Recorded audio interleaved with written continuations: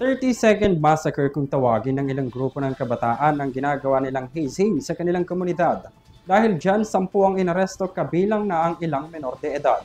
Nagbabalik si Dan Villegas. Arestado ang 10 individual, kabilang ang 4 na menor de edad, matapos masangkot sa insidente ng hazing sa Noveleta, Cavite. Ayon sa mga opisyalis ng barangay, malaki ang naging gulat nila sa pangyayari dahil hindi umano nila inaakalang may ganoong nangyayari sa kanilang barangay, lalo na sa nasabing mga kabataan.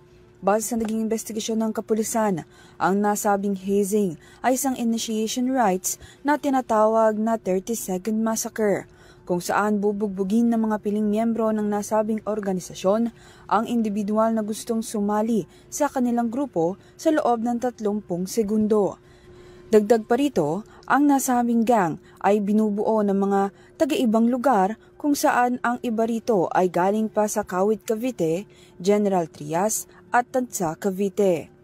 Samantala, humingi naman ng tawad ng leader ng grupo sa kanilang ginawa sa biktima, pati na rin sa kanilang mga pamilya. Mahaharap ang mga taong sangkot sa insidente sa kasong paglabag sa anti-hazing law. Sa kabila niyan, nasa kustodiya na ng Office of the Municipal Social Welfare and Development ang mga menor de edad na kasama sa nahuli sa nangyaring hazing.